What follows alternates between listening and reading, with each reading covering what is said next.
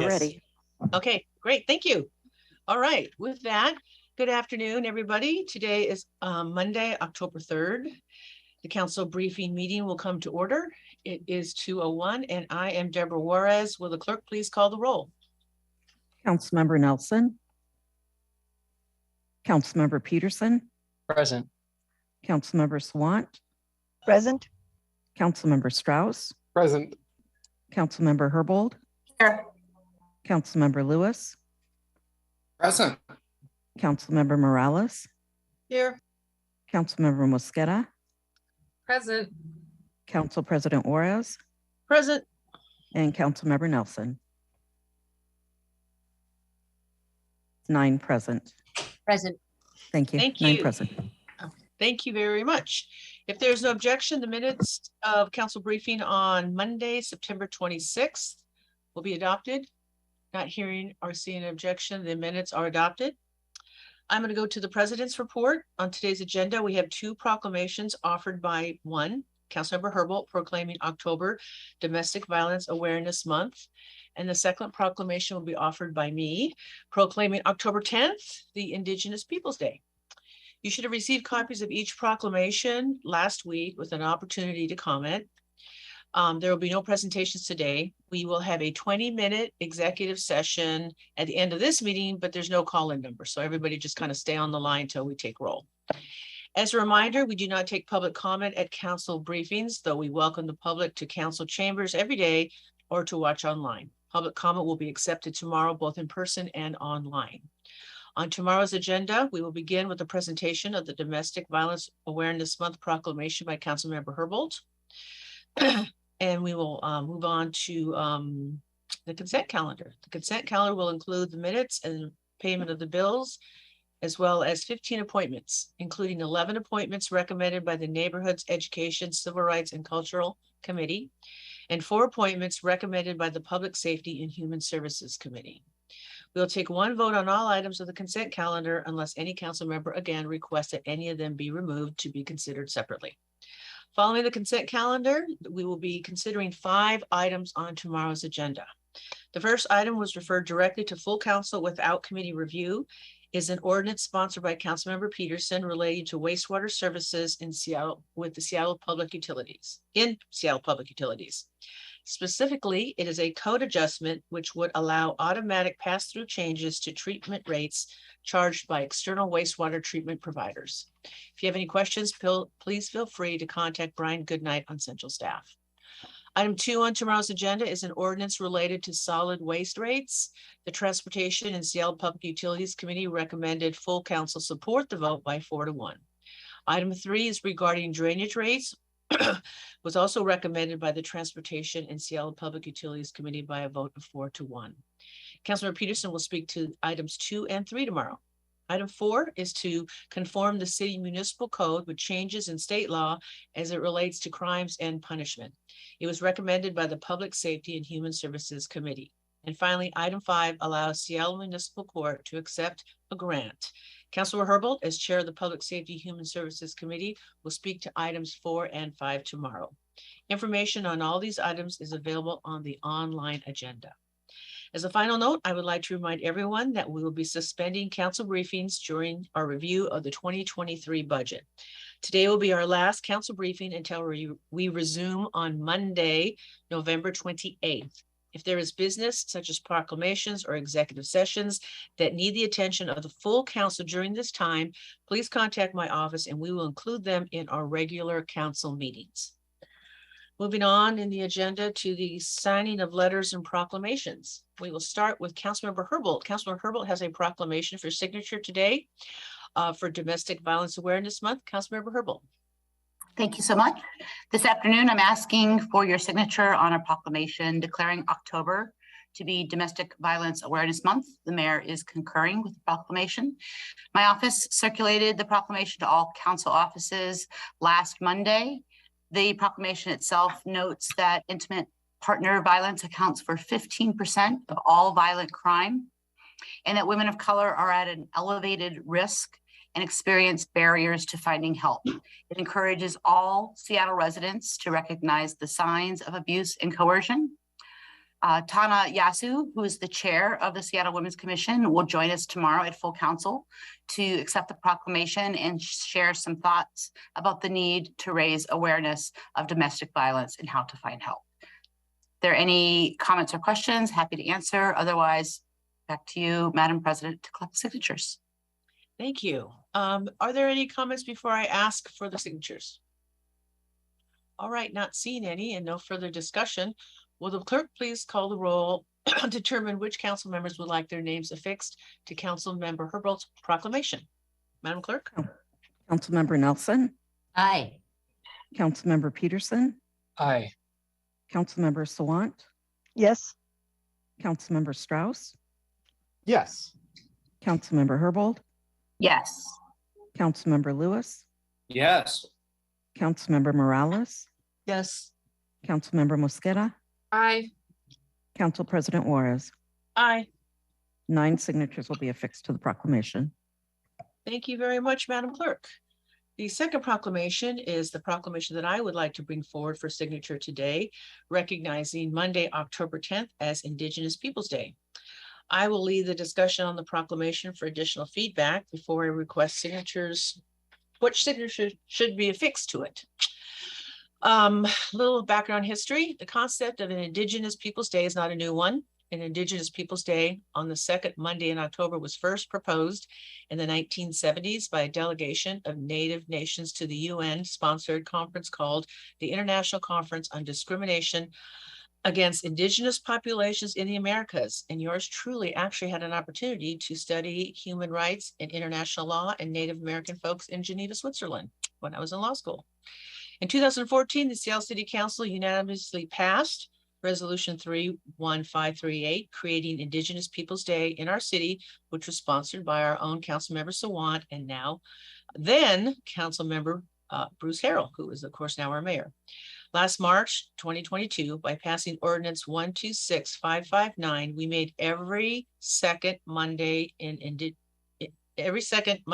in October Indigenous Peoples' Day, an official city holiday. Cities and states throughout the country now recognize this day, and President Joe Biden was the first United States president to recognize it on the federal level through an executive proclamation in 2021. The president said, "Today we acknowledge the painful history of wrongs and atrocities that many European explorers inflicted on tribal nations and indigenous communities. It is a measure of our greatness as a nation that we do not seek to bury these shameful episodes of our past, that we face them honestly and we bring them to light, and we do all we can to address them." The proclamation you have before you is our annual recognition of Indigenous Peoples' Day. It'll be presented as part of the Indigenous Peoples' Day ceremonies, which will take place Monday, October 10th. There are 3 planned events Monday, which everyone is welcome to join. The first one is the march from 9:30 to 11:30, meeting at Westlake Park. The second is a gathering at City Hall from 11:30 to 1:30, and an evening celebration, which we go to every year at Daybreak Star, hosted by United Indians from 5 to 9 with our CEO and partner, Mr. Dr. Mike Tooley. At this time, I would like to recognize Councilmember Sawant to say a few words, since she's worked with tribal communities and Indigenous-led organizations to help bring forward Indigenous Peoples' Day to the city of Seattle. Councilmember Sawant. Thank you, Council President Juarez. I really appreciate your noting the history of Indigenous Peoples' Day and the tremendous work that has been done by Indigenous activists and by the entire Indigenous community in recognizing the traumas of colonization and imperialism, and also the role that is being played by our Indigenous community members to this day. It was a real matter of honor for my Socialist Council office and for Socialist Alternative to have worked alongside Indigenous community members in 2014 to bring forward the Indigenous Peoples' Day resolution. And since then, we have gone forward to also pass a resolution recognizing the incredibly harmful experiences that Indigenous children were subjected to through the boarding school practice, which we know how horrendous they were, and the traumas are still being lived by those generations and also by the future generations. And that is why it's so important that the community across Seattle and Vancouver and, in the Pacific Northwest has been marking that somber moment to the Orange Shirt Day and Every Child Matters. And then we also, and Council President Juarez, you'll remember, we also worked together on the No DAPL resolution, marking our solidarity with the really courageous, tens of thousands of courageous community members and environmental activists who braved police violence at Standing Rock against, for their opposition against the pipeline. And so there is both history and also current activism that we want to celebrate. We also want to somberly mark the harms that were done, and at the same time connect all of this to the fight today for affordable housing and dignified lives for so many of our community members, Indigenous and also other races, who are facing poverty, inequality, homelessness, a lack of funding in public schools, and also student debt. So I think Indigenous Peoples Day, sort of it's a reminder for us that our society has a long way to go to deliver justice and dignity for so many of the people around us. And I look forward to joining you all at the Indigenous Peoples Day celebrations on October 10th. Thank you. Thank you. And just, is there any other comments before I have a few other words before we move to asking for signatures from my colleagues?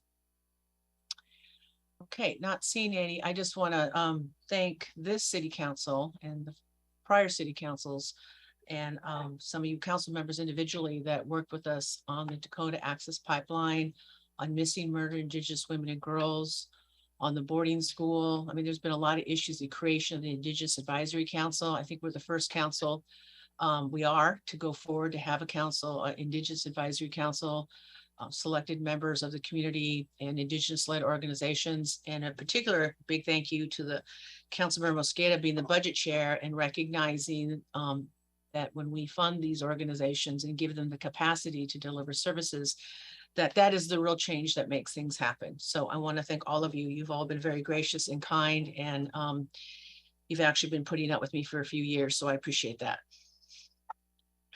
So with that, is there, I don't see any other hands raised. All right, Madam Clerk, can you please call the roll to determine which council members would like their signatures affixed to this proclamation?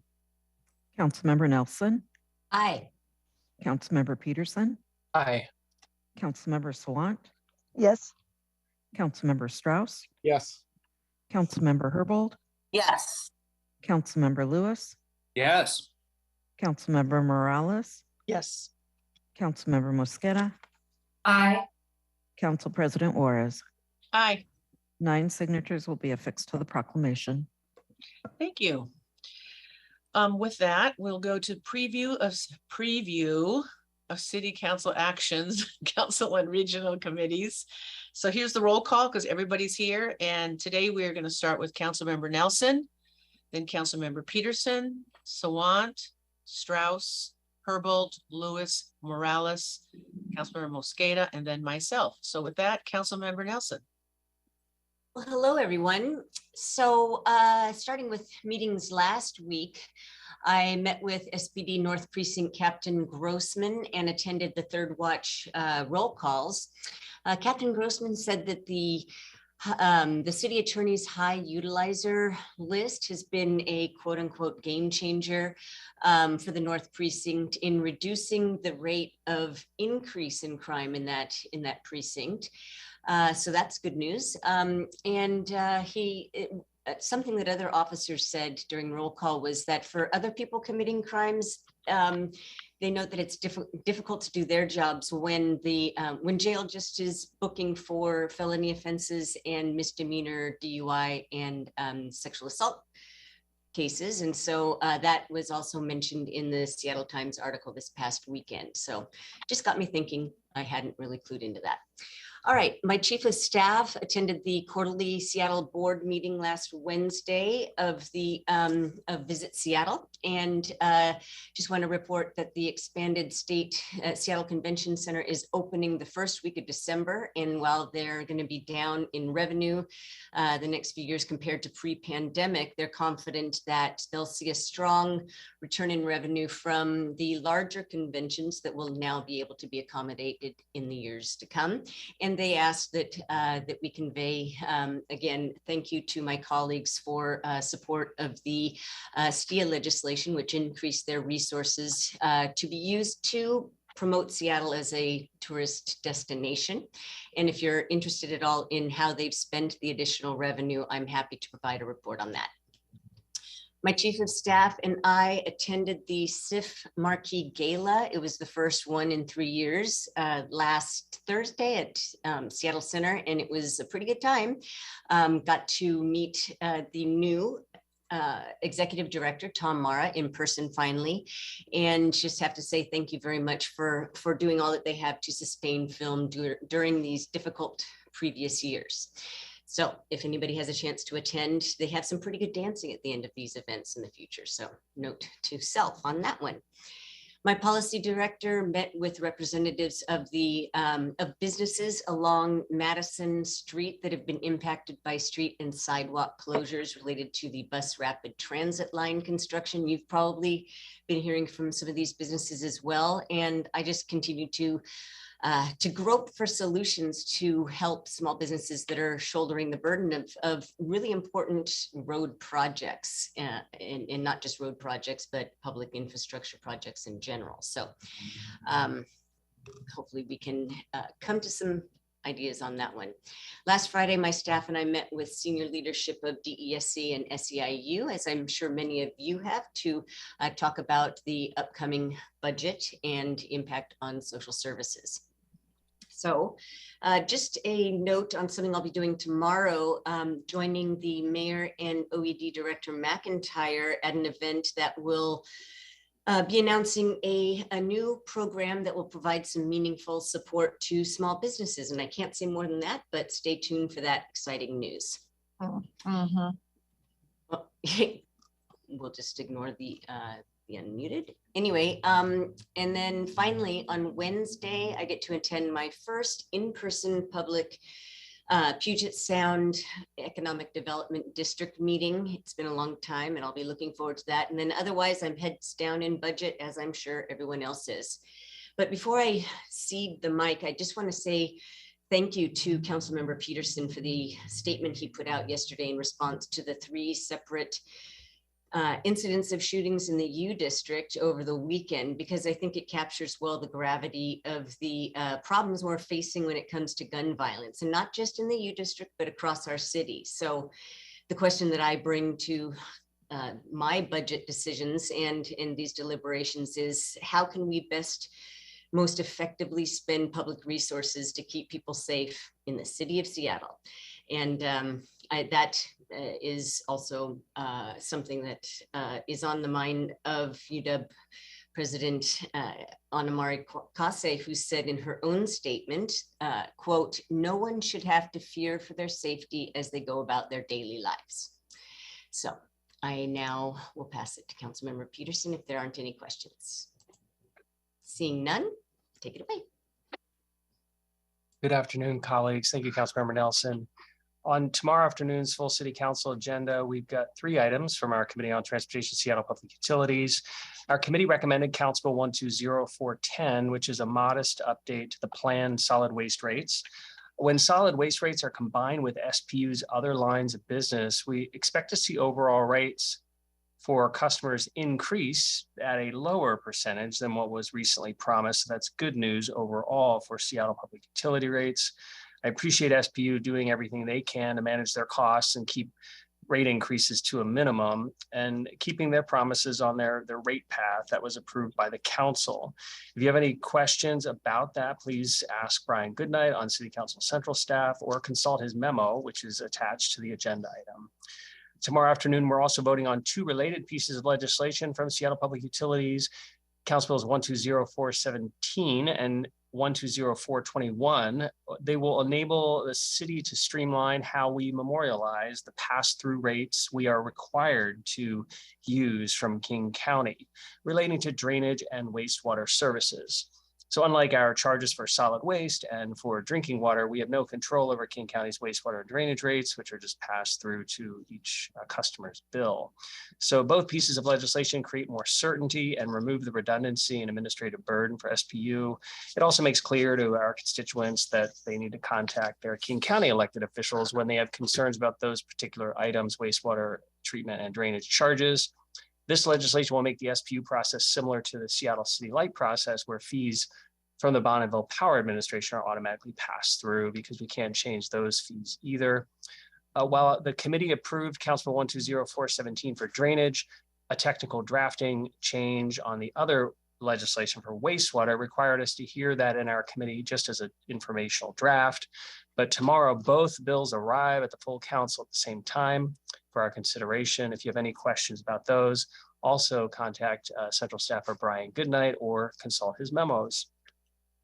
Due to the fall budget calendar, our next committee on transportation and Seattle Public Utilities is scheduled for Tuesday, December 6th.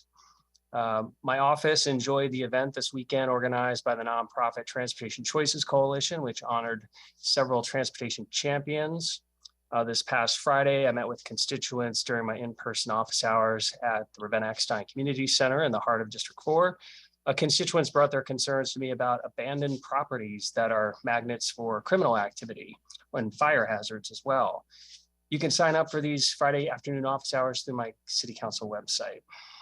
And I joined students and neighbors attending the U District Food Walk and Street Party, which activated the Ave in the heart of the District 4 this weekend. But I'll turn to the more tragic events that Councilmember Nelson alluded to. I visited the sites of each of the shootings that recently shook the University District neighborhood. There were 3 days in a row of violence. I met with the mayor in District 4 this morning. I conferred with our Seattle Police Chief, the University of Washington, and the nonprofit that oversees the U District's business improvement area. We are unified in our commitment to the safety of all communities in Seattle, including the University District. Our Seattle Police Chief will be meeting this week with the chief of the university's police, and I look forward to their action plans. To the parents deeply concerned about their children attending college in the neighborhood who have reached out to my office, please know that as a fellow parent, my commitment to their safety is personal. That's the same neighborhood in which my wife and I are raising our children.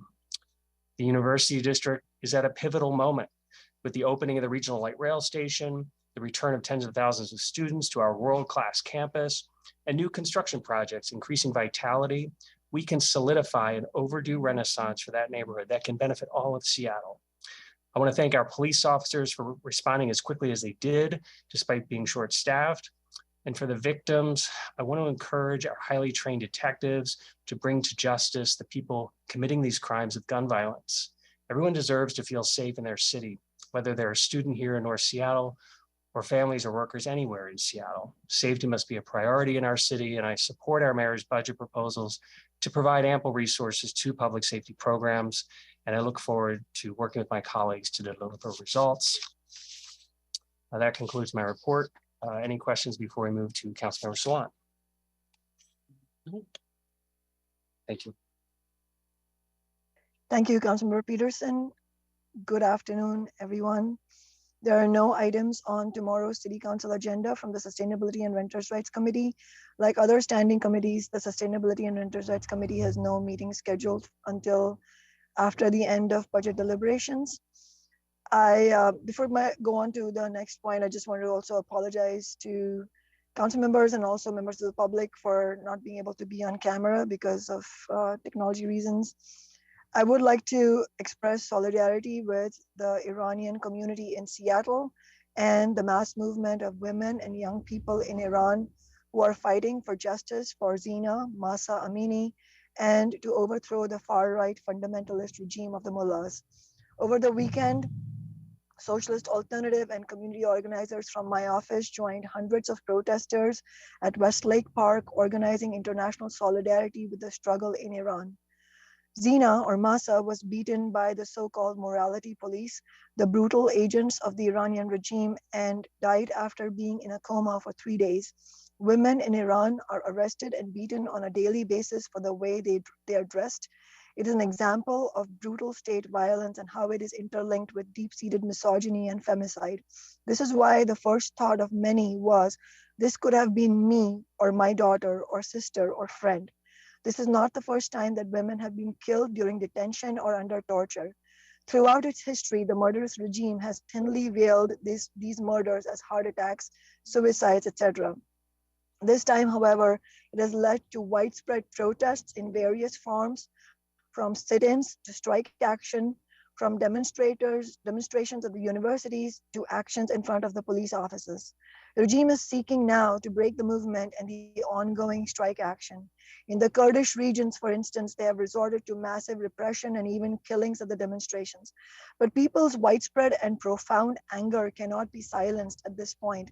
Zina's life was taken in a situation in which the regime is in the middle of multiple crises: inflation, growing poverty, and skyrocketing prices, all of which in fact affect women even harder. The mullahs are in a deep crisis of legitimacy, risking their rule with every step, as we have seen throughout the pandemic, with growing protest waves and strike actions from teachers to oil workers, from nurses to bus drivers. The people have had enough, and it is women and youth who are at the forefront of struggle to end the rule of these far-right killers. Of course, it also should be said that the successes of these movements will depend entirely on the political course they take and the leadership of the movements. The struggle against mandatory hijab and dress codes in Iran is deeply interlinked also with the struggle against the entire regime and capitalist system in Iran and internationally. In many ways, it is the same as the courageous struggles of Muslim women in India who are fighting on campuses to be allowed to wear a hijab if they wish, and they are being attacked by the Hindu fundamentalist regime there. It is about the freedom to choose how you dress, which is totally antithetical to the control of right-wing religious regimes which use personal repression to maintain their grip on power. As we see globally in times of crisis, the rulers need to control women's bodies and lives even more. The Iranian regime needs the brutal oppression of women through religious laws and violence to maintain gender roles and the massive exploitation of women in the home. While Western politicians such as the Biden administration are trying to instrumentalize Zina's death for their own agenda, it is absolutely clear that these forces cannot be trusted. Where is their outrage at the absolutely brutal religious dictatorship in neighboring Saudi Arabia, whose treatment of women is equally abominable? Imperialist powers are not interested in real freedom and liberation of the masses. This is why it is only through the power of regular women, workers, all oppressed and poor in Iran, organized independently from the false friends of imperialism and big business, that the far-right theocratic regimes can be overthrown. This is also why it's important that working people and young people in the West have built protest actions in solidarity with the movement in Iran. Unless council members have any questions on my report, I will hand it over to Councilmember Strauss. I actually do have a comment, if you don't mind, Councilmember Sawant. Yes, thank you. Thank you so much for bringing up what's going on. I know we don't always, people kind of, what's going on in Iran. I too have been in contact with a lot of folks who are concerned, and I know of Iranian women that are worried about their families back home. And because the nerd that I am, if those of you haven't watched, there's a 4-part special series on HBO happening right now that you should watch, going back from 1953 to 1979 to 2022. So those of us that have been around long enough to remember the 1979 and President Carter and the hostage situation. And there's a lot more to it than just that. But the historical, the political, the social, the legal, the things that led up from 1953 to 2022, I think what I walk away with still is that the people that get hurt the most are women, children, and the reforms always come at the cost of females and women's lives. So this isn't that removed from our country and what we see, and I could go on and on, but I won't. So I want to thank you for bringing that up, because those type of international issues just aren't about being on another country or a different border. They affect the politics, the global political politics, and how we view ourselves as women of the world, not just in our own country. So I want to thank you for that, Councilmember Sawant. Thank you for your comments, Council President Juarez, and you're absolutely right in what you said. These are international issues, and the problems in our society do disproportionately affect, as we know, women and children. And we see the common suffering across national borders. And in fact, this relates to what you were saying earlier, also about the missing and murdered Indigenous women, the violence that is faced by women in so many of our communities. All of this is interlinked, and that's why the protest movement in Iran is actually inspiring people across the world. Mhm. Thank you. Thank you. Councilmember Strauss. Thank you, Council President. Colleagues, I'll just start by saying I want to wish everyone an early, meaningful Yom Kippur starting tomorrow night. Yom Kippur is the holiest day of the Jewish year, and I'll be taking Wednesday as a day to reflect and attend services. Last week in District 6, my staff and I continue to host regular operational public safety and public space meetings. Actually, Council President, I'm going to restart because I'm liking this timer idea. Just a second. Don't worry, I got a timer on too, buddy. All right, here we go. I got a backup one, so don't worry. I already got you clocked you already, so go ahead. We'll start your time over. We'll start your time over.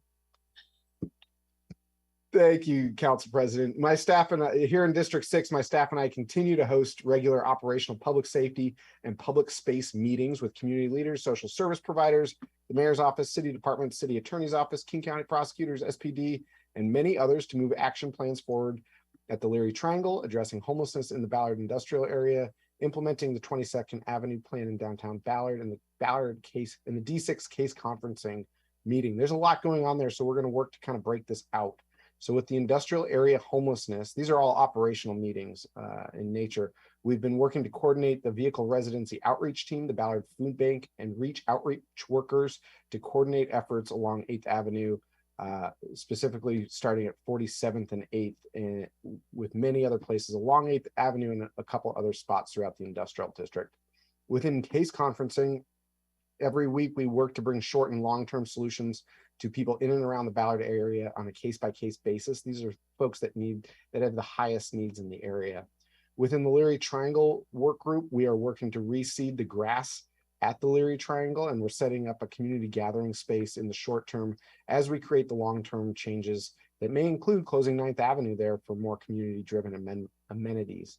As part of the 22nd Avenue work group, we are working with the Ballard Alliance and neighbors to bring activities to the front porch of the library. There's many other updates. These are the updates from this week. On Wednesday, October 5th from 1 p.m. to 2 p.m., there will be a boxing and workout class. And on Sunday, October 9th from 12 to 2, there's going to be kids activities. And I believe we're going to have the Paper Puppet Opera that if you haven't seen, you got to check it out. On Ballard Avenue, we're working with SDOT to implement outcomes from the design charrette in September, the first of which is to host a follow-up meeting and finalize the redesign of 20th Avenue and Ballard Avenue. Each of these teams is operational by design and is tasked each week on delivering next steps to improve public spaces and public safety in District 6. If anyone who's listening has issues you want addressed, please let my D6 District Director, Amy Inbisk, know, and you can email her directly. Her email address is on my webpage. Also, last week in District 6, I attended the North Seattle Industrial Association and Green Lake Chamber of Commerce's September meetings. I hosted a meeting with Labatea House leadership about expanding their capacity and help move more youth from homelessness to permanent housing and self-sufficiency. I called together many departments across jurisdictions to assist residents at an apartment building in Greenwood. My team, service providers, and SPD's crime prevention coordinators attended a meeting with about 20 residents, property managers, and nearby neighbors to address public safety and specific issues at their building.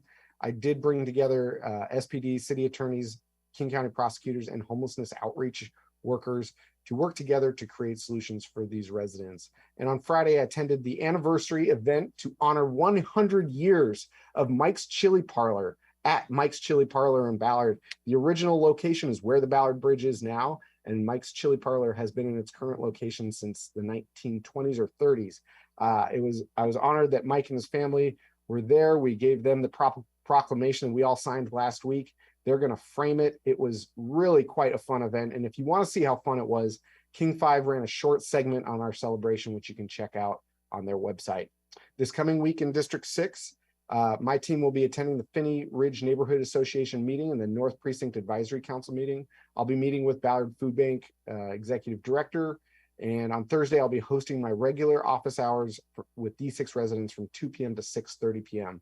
This week in City Hall, the Safe Starts program is entering, this is outdoor dining, is entering the final step towards permanence. The Public Space and Business Activation Permitting Bill will be introduced at tomorrow's City Council meeting. Since outdoor dining became a fixture of our city during the pandemic, I've spoken about the need to have a pathway to permanence. The pathway from piloting the outdoor dining to becoming a permanent fixture of our city. This bill contains the permanent regulations that have been developed to be right-sized for our city. And by introducing this bill tomorrow, we are introducing the last step in the pathway to permanence. This bill will authorize permanent changes to the programmatic elements of the temporary business recovery permit program that authorized vending, merchandise sale, displays, outdoor cafes, and street closures in the city. We have seen across the city a very high desire for these programs, and we know many small businesses are interested in making street outdoor dining a permanent fixture of our city. So we'll have between now and December to reflect on the proposal and develop any needed amendments. Also this week, I'm focusing on my budget preparations and my work to improve design review in our permitting process. And I'll be attending the AWC Housing Solutions Group. Last week in and around City Hall, I was able to meet with Seattle City Light CEO Deborah Smith. Presiding Judge Eisenberg was briefed on the maritime design standards by OPCD. I was briefed on the tree canopy report, which is actually quite interesting, and there's a lot of different routes there. I was briefed by OSE on the on this tree canopy LiDAR study, and I was able to meet with DESC frontline workers regarding the behavioral health crisis many people are experiencing. On Friday, I had a walking meeting in Ballard with Association Washington City's president, Deanna Dawson, and attended another AWC Housing Solutions work group. Thank you, Council President, colleagues. That is my report. I'm happy to take any questions there. I cut it down half of my last week's report time. I'll try to do it again next week. With that, Councilmember Herbold, floor is yours. Thank you so much. So items on the full council agenda tomorrow include 2 reappointments to the Pacific Hospital and Pacific Hospital Public Development Authority. The council agenda also includes Council Bill 1204/2020, which updates the criminal code to harmonize with state legislative changes, and Council Bill 1204/24, which allows municipal courts to accept a grant to fund therapeutic courts. Specifically, the grant funds are one time for therapeutic court coordinator and community justice counselor funded through a one-time grant through the state that the municipal court intends to use as a pilot project. Those are the items coming up on full council tomorrow from the Public Safety and Human Services Committee. No Public Safety and Human Services Committee meetings until December. Just want to offer a few departmental related updates in the area of public safety. I do want to thank Councilmember Peterson for his statement this weekend, amplifying instances of gun violence. I completely support his call for public safety interventions in that specific geographic area and as well as throughout the city. I'm very encouraged that multidisciplinary approaches using both traditional law enforcement and diversion programs like LEAD are beginning to pay off in areas like downtown. And we're hearing from residents downtown that they see a difference and they feel that we're starting to turn a corner. But we know that we need to take these models in other geographic areas and bring everyone in who has a stake in community safety. Just as a reminder, not necessary for the members of the Public Safety and Human Services Committee, but other council members, we hear 2 briefings this summer about local intervention and prevention efforts. Had 2 separate meetings back to back. One was really led by King County Public Health. The second one, we brought in the providers who are doing the work including the Youth Link, which is leadership intervention and change, community passageways. We heard from the Harborview Medical Center hospital-based prevention staff.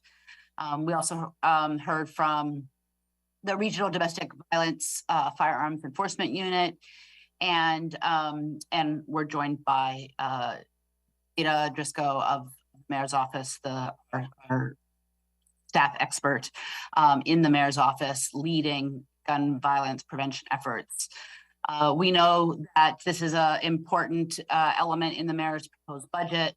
The Mayor's proposed budget includes $4.3 million for the Seattle Community Safety Initiative. And these are geographically focused interventions.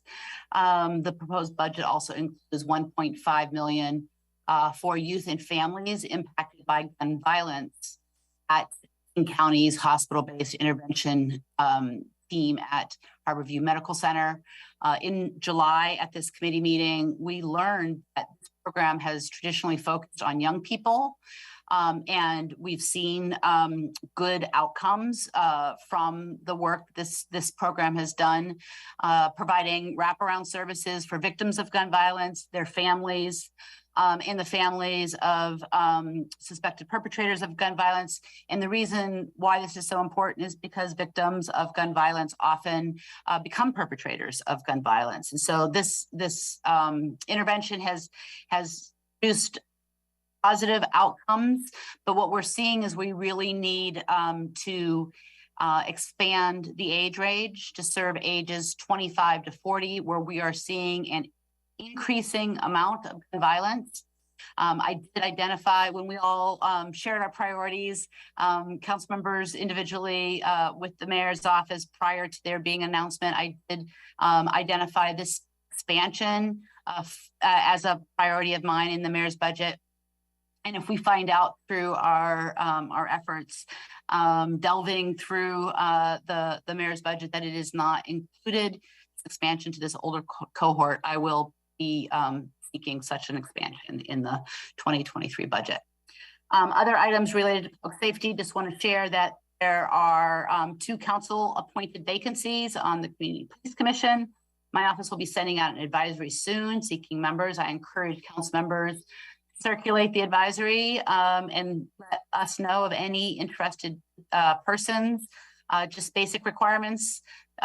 Commissioners are expected to attend twice monthly meetings, currently scheduled for the 1st and 3rd Wednesdays of every month between 9 a.m. and noon. Commissioners must be able to dedicate at least 10 hours per month to CPC related work, which includes participating in committees or ad hoc work groups, attending community meetings and forums, and engaging with the community. Secondly, the Public Safety Civil Service Commission will also have a council appointed vacancy at the end of 2022, and I'll be working on circulating information about that appointment later in the fall.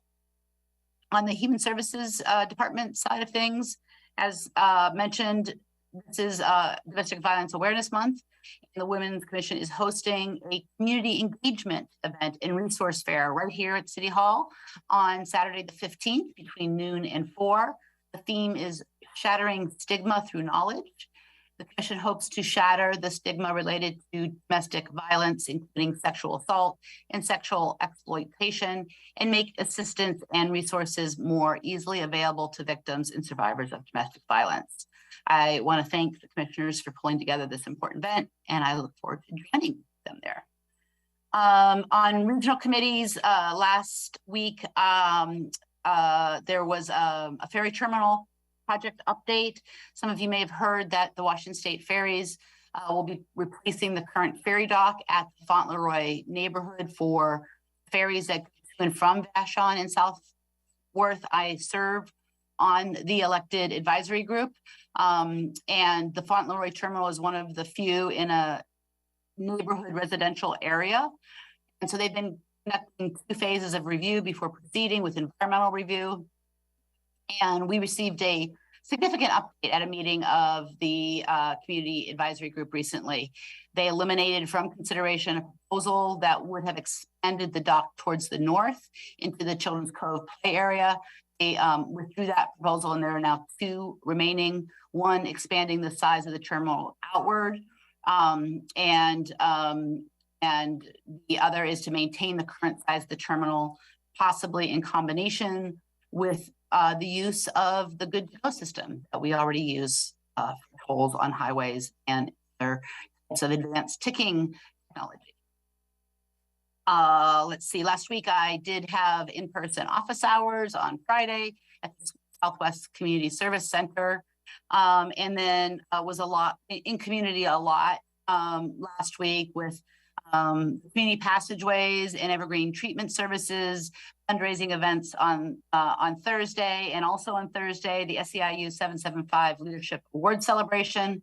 Friday morning, attended and had the honor to speak at the annual Seattle Firefighter Memorial Recognition event. Saturday, I attended Care Seattle, a new early learning facility here in Southwest. And Sunday, I attended the Pro-Choice Washington Moving Mountains Gala. Coming week, today, I toured the Salvation Army Enhanced Shelter in Soto, which currently houses 270 people. I was joined by Councilmember Morales, King County Councilmember McDermott, as well as representatives from the King County Regional Homelessness Authority. On Friday, I'll be joining the Audubon Society for a bird outing in District 1. And on Saturday, I know I'll be joining many of you to attend El Centro de la Raza's 50th anniversary gala. That's all I've got, folks. Anybody have comments? Not seeing any. Pass it on to Councilmember Lewis. Thank you. Thank you, Councilmember Herbold. And I guess this would be a good transition to also acknowledge that it was great to see you at both the Evergreen Treatment Services event in Belltown, as well as the Community Passageways event downtown in District 7 last week. And similarly, very great to join both of those critical organizations that dedicate so much to our community public safety and our public health. So thank you to Evergreen Treatment Services and Community Passageways. So last week was Park Week, to say the least, and I'm happy to give an overview on a lot of developments with the Herald administration and the council in relation to our parks and open spaces.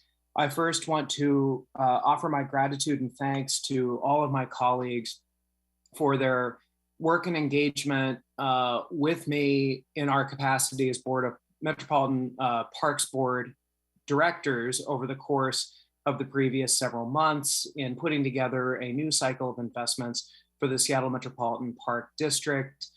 Really appreciate all of the passion that council members brought to that process in putting forward critical projects and priorities and channeling the needs of our constituents into the final package that we approved last Tuesday evening.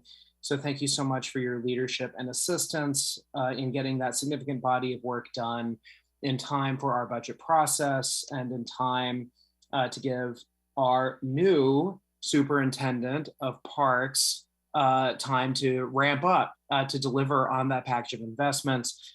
I was very pleased to join Mayor Harrell last week to announce his nomination of AP Diaz, currently serving as the Assistant General Manager of the Los Angeles City Park System, to be the new Superintendent of Parks. AP comes to this role with a significant amount of experience as a Deputy City Attorney in Los Angeles, as well as several different positions within the Los Angeles Parks Department. It was a real privilege to get to know AP in a meeting in my office last week, in addition to being able to take him around community and introduce him to stakeholders in some of the various neighborhoods of District 7, as well as critical boosters for our parks. And I do look forward post-budget to duly considering his nomination in our committee, and I do hope for a successful confirmation process. It was great to join on Saturday afternoon my neighbors in the Magnolia neighborhood and beyond to celebrate the 50th anniversary of Discovery Park. It was a great honor to speak on as part of a program that included Mayor Harrell as well as excited for the second Mike Tooley reference and briefing today to speak with Mike Tooley, United Indians of All Tribes, as well as a number of other speakers to commemorate this monumental milestone for Discovery Park, and to really meet with folks in the community to learn about what makes Discovery Park important to them and what they hope to see for the next 50 years that would be commemorated in 2072. I hope to be there, but we will see how it goes. And it was really good to be there for that gathering of community members to get that milestone over the top. And I want to thank Friends of Discovery Park for their critical convening role, and want to thank council colleagues for working with my office to pass a resolution commemorating the 50th anniversary. It was very well received by the community, and it was a really good community event. Moving on to Clean City Update. For the September 19th through September 23rd, Clean City data collection. They're reporting 2,350 collected needles, as well as 48,180 pounds of trash collected from 73 park pickup locations. There was no focus park during that period, but as they stated, 73 separate concentration areas that were in parks or adjacent to parks. So as always, appreciate that update from our hardworking team at Clean City. And with that, Council President, I don't have anything else to share, so I'm happy to open it up for comments before I turn it over to Councilmember Morales. Not seeing any questions or comments from colleagues, I will hand it over to Councilmember Morales. Thank you, Councilmember Lewis. Let's see, we have, I have no committee report. We don't have a committee for the Neighborhood Education, Culture, and Civil Rights Committee until December 9th. So we'll see then. Let's see, last week, I joined Transit Advocates at Transportation Choices Coalition's Tuxes and Trains event. Had a lot of fun talking to folks, saw Director Spots again. I think he's following me. I want to congratulate all the folks who entered the Transit Hall of Fame at this year's event, including the folks who really advocated for repealing the bicycle helmet laws with the King County Board of Health, on which I sit along with Councilmember not Morales, Mosqueda, and Councilmember Herbold. Wow, I almost did it to myself. Let's see, last week, and I also will be attending, I'll be watching the live stream of El Centro's event this Saturday. I love going to that event, but I can't make it this year in person. I will be watching and look forward to seeing how it goes and celebrating with them. Last week, my staff attended a mediated conversation with the Office of Housing, residents of the Art Space building in Mount Baker. We've been hearing about these conversations for a couple of years now, along with building owners and property managers. Art Space is an affordable housing project that the city funded as an intentional space for artists. And we've been working with residents there to really try to address some of their community safety concerns. I'm hopeful for continued progress in the neighborhood, and really hopeful that the tenants get the kind of relief that they are looking for from the property management company. So we will be following up on that. My staff also attended a community safety workshop put on by ACRS, the CID Coalition, and others. This weekend, I attended the Cheesty Bike Trail grand opening to celebrate the opening of the South Loop.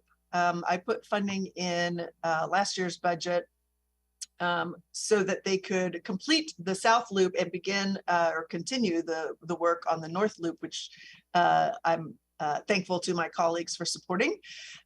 This is going to be a really important opportunity for community members to access this great green space that we have in Beacon Hill that before tens of thousands of hours were put in by community was really covered in blackberries and bramble. So I want to thank the Parks Department for all their work in both supporting the cleanup of invasives and the replanting of thousands and thousands of native plants, but also in helping with the design and implementation and building of the mountain bike trail. Also want to thank the Evergreen Bike Alliance, which really helped support sort of the some of the technical aspects of how to make sure that that was a safe place given the wetlands and the steep slope in the area. So very exciting project and really a great example of how communities' vision can really lead to some very important public assets for the rest of the neighborhood and the rest of the city. If you've got a mountain bike, go check it out. This week, I will be speaking on a panel hosted by FutureWise. The panel is on the intersection between reproductive rights and land use. So we're looking forward to having that conversation and sharing a little bit more about why, as a city, we're paying attention to this issue. Just a tangent for a moment. I do want to take a minute to acknowledge and thank Councilmember Sawant for the issue that she raised about this Iranian woman and women across the globe.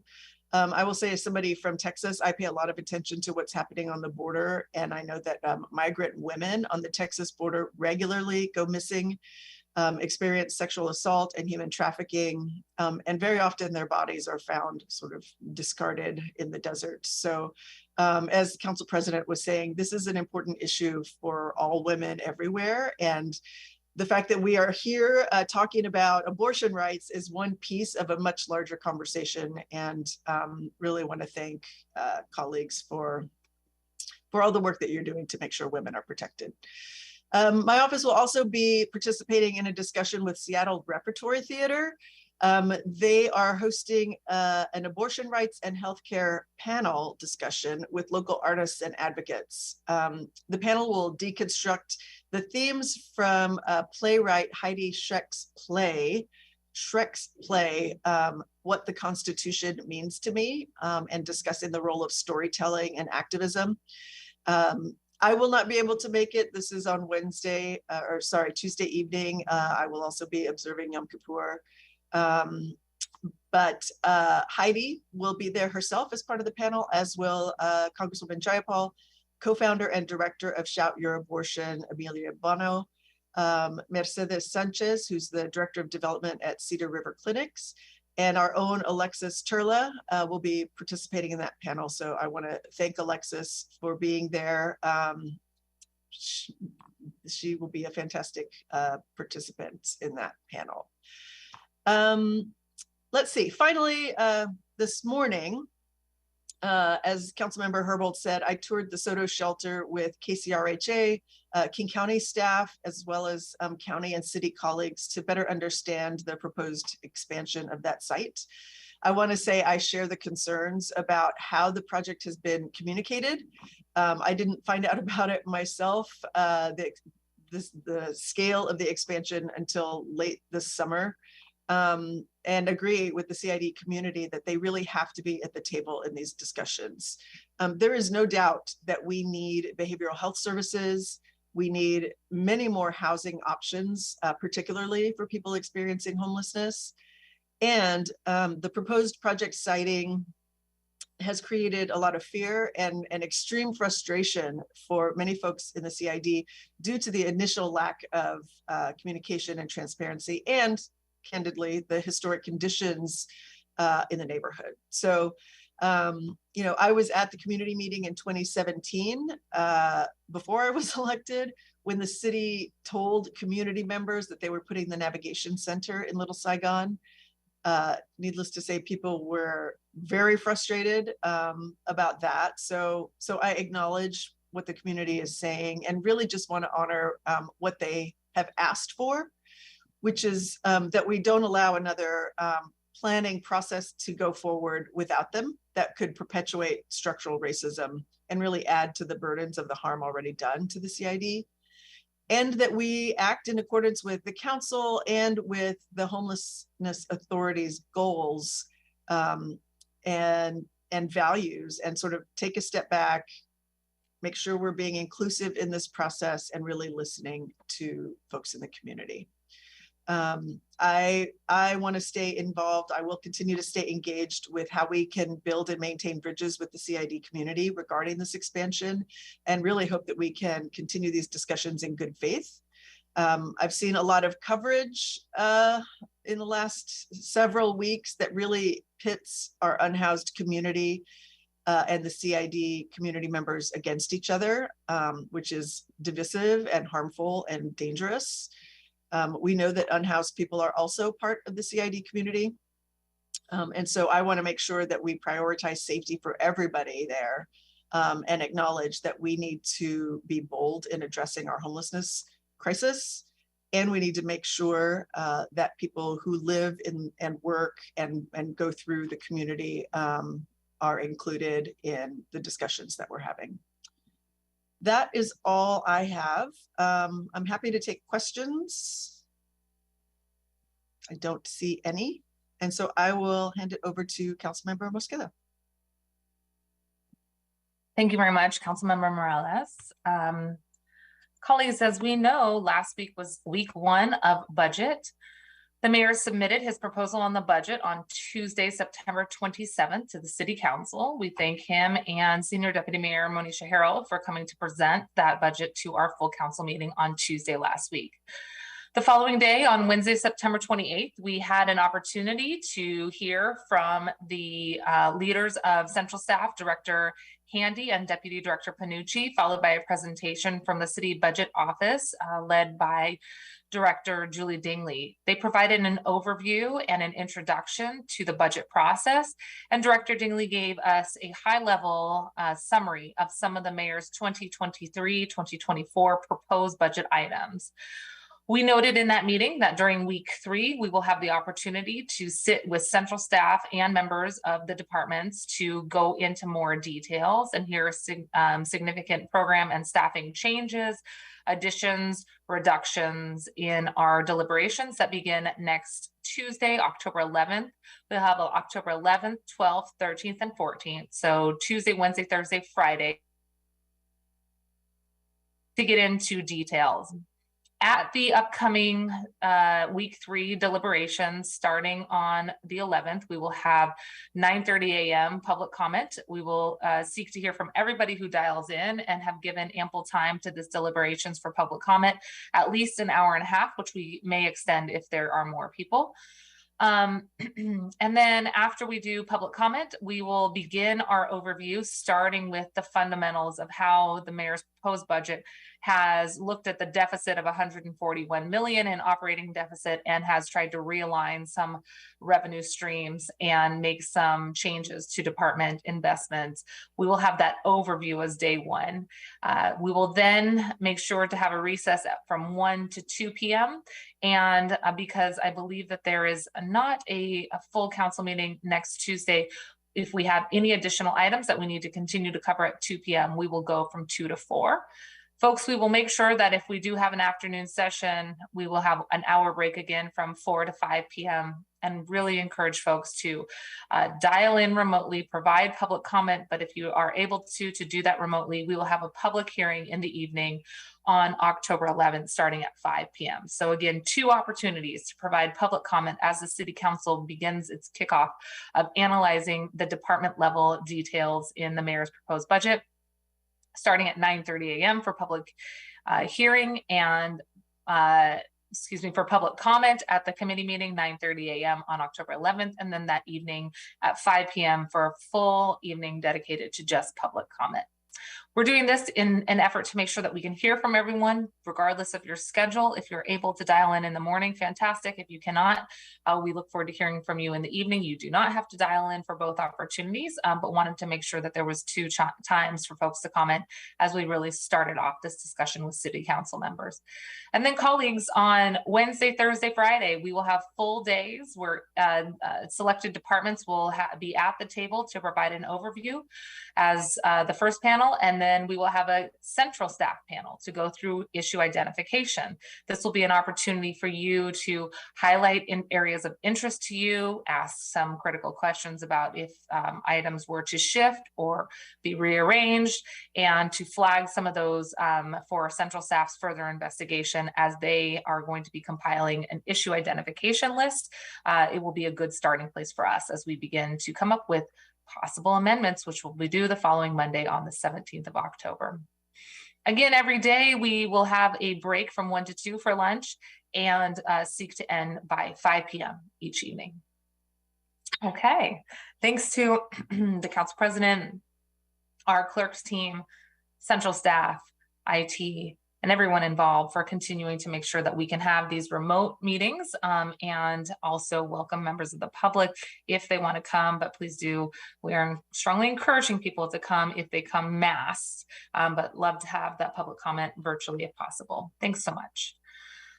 Last week we saw dozens of woodworkers, members of machinists, IAM, AW, District W24, who work at Weyerhaeuser in Southwest Washington and Oregon, come to Seattle. Seattle is home to the headquarters of Weyerhaeuser in Pioneer Square, and folks from the labor community and community generally rallied for a fair contract with these workers who have been on strike since September 13th.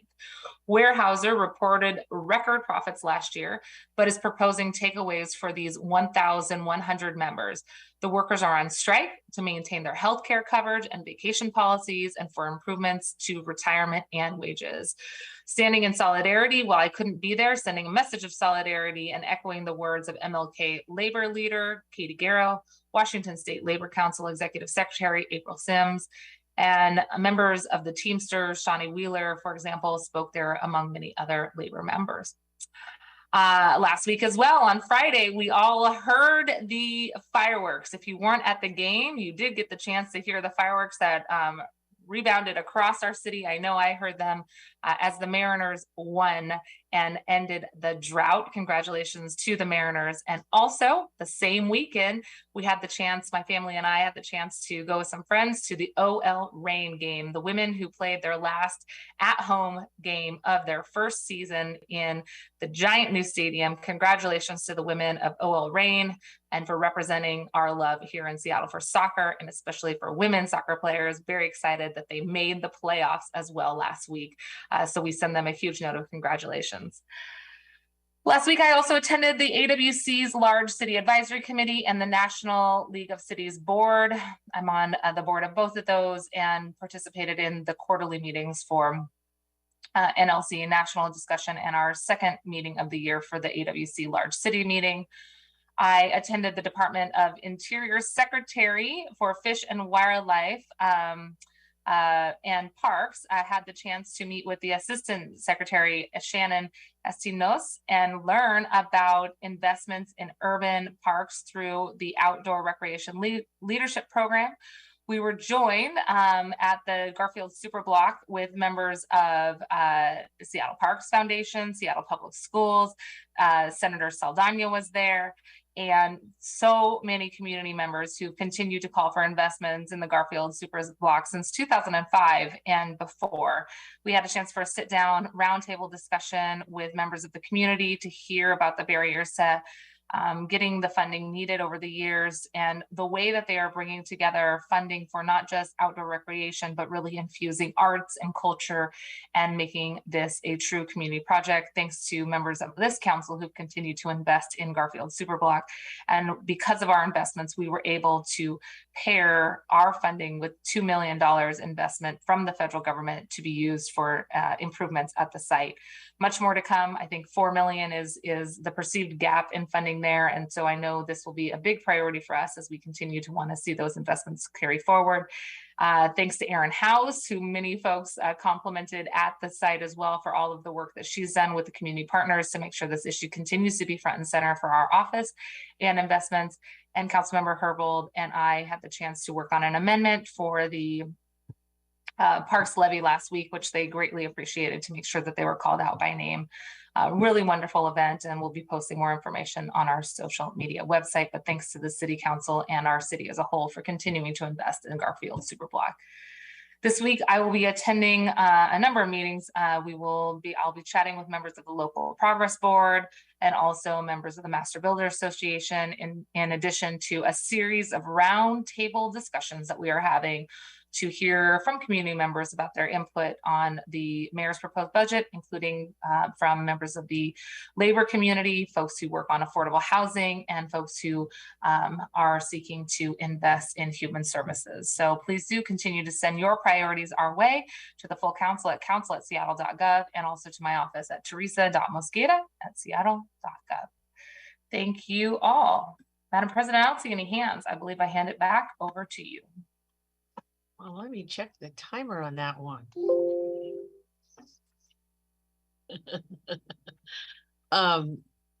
Thank you, Councilmember Mosqueda, and thank you for mentioning the mayors. I mean, not the mayors, the Mariners.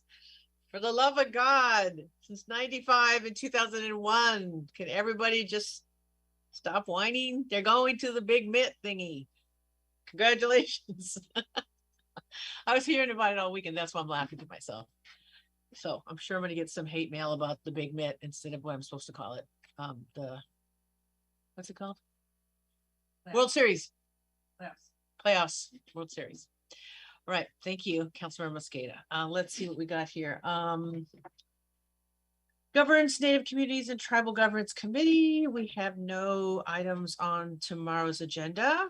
And let's see, last week, by invitation, I, along with our comms director, Dana Robinson Sloat, went to Joni Balter's class at Seattle U regarding the public sector and the media. And that was fun. My office also participated in the bi-monthly Sound Transit North King sub-area meeting with the new Sound Transit Director CEO, Julie Tim. Coming up this week, tonight we'll be attending an event at Seattle Center honoring Seattle Sonics coach Lenny Wilkins, Coach Wilkins. As you know, Coach Wilkins led the Seattle Sonics to win the NBA championship in 1979 and will forever be remembered for his leadership both then and now, for all the charitable work that he's done with his charity.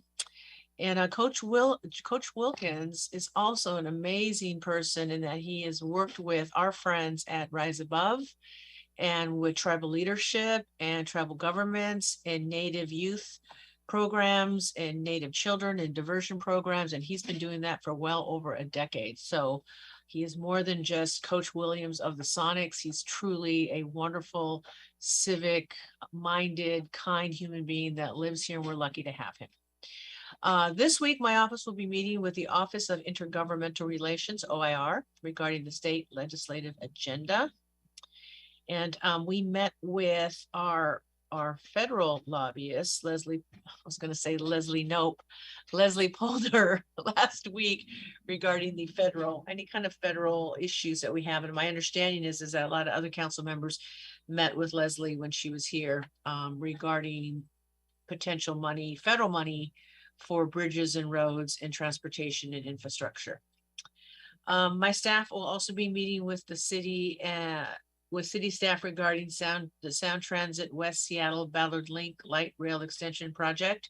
As you know, that is still going on, and we are beginning decisions on ways to, this is a different topic.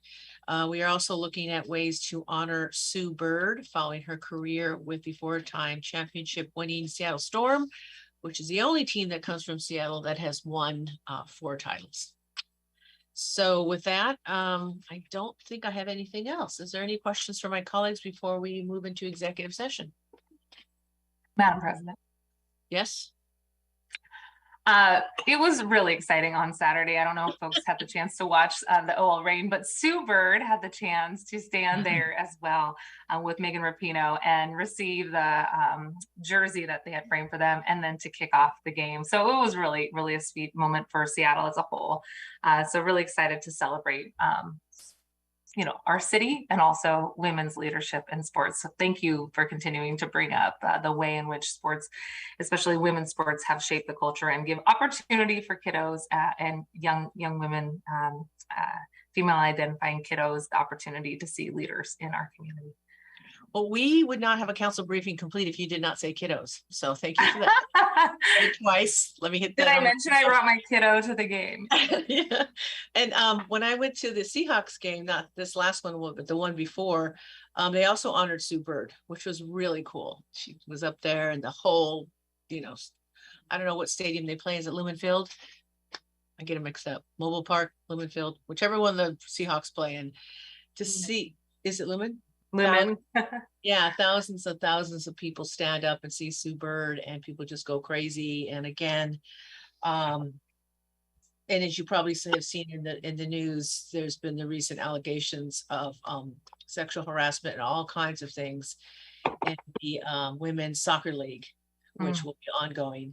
But just the fact that Megan Rapinoe and all of those folks, women, strong women, went forward in their lawsuit and won and settled for the kind of parity for pay. And I think it's important that we also still note that Brittany Griner is still in prison in Russia. Again, I don't want to get on my my gender politics soapbox, but I just can't help believing that if that were a NBA player in Russia in a prison cell, that people would not be doing more. So I hope we don't forget about that. I'm guessing, and from what I can tell from the media and what the news we do get, is that there are behind the scenes negotiations going on. But if our women athletes didn't have to go overseas, if they were paid what they're owed here in this country, perhaps they wouldn't have to go overseas and risk their lives in imprisonment, because they can reach nowhere near what male athletes make. Exactamente. Thank you. All right. Thank you, Councilmember Nelson. Thank you. Go ahead, Councilor Sam. I know you got something else to say. Are you sure? I know you do. Come on. Well, you mentioned Lumen Field, so I do want to put a plug in again for OL Reign, who will have the chance to be back there on October 23rd. So not only do they have an awesome game on Saturday, but with the win on Saturday, the #1 seed with their win was accomplished. This eclipsed the Portland Thorns on the last day to win the Shield, which is the best regular season record. So they get to skip quarters and go directly to semifinals, which they will host in Lumen Field on October 23rd. Maybe we can make a council field trip for it. Maybe all the council women can go. And you know a lot about soccer, because I don't think people know that you played soccer. You mean captain of my high school game? Yeah. Yours truly, junior high gymnastics. I'm just gonna say, okay. Plugging it out there, Capital Cougars. Very exciting to see how far this sport has come in the time that I played, but also just to see how many fans were there. It's just incredible. Well, maybe every council briefing, we can have a little section for women's sports update. And maybe that can be Councilor Mosqueda, where you can be our sports reporter from the field telling us what's going on. But it should be exciting. So thank you. Be still my heart. I might take you up on that. Okay, now that I got the 2 kiddos on my bingo card, I think I won today. All right, so with that, I am going to read my script about executive session. So all of you just hold up, because I know you heard it before, but the viewing public needs to know why we go into executive session. If there's no further business, we will move into executive session. Now it says pause. Hearing no further business, we will now move into executive session. As presiding officer, I am announcing that the Seattle City Council will now convene into an executive session. The purpose of the executive session is to discuss pending, potential, or actual litigation. The council's executive session is an opportunity for the council to discuss confidential legal matters with the city attorneys as authorized by law. A legal monitor from the city attorney's office is always present to ensure the council reserves questions of policy for open sessions.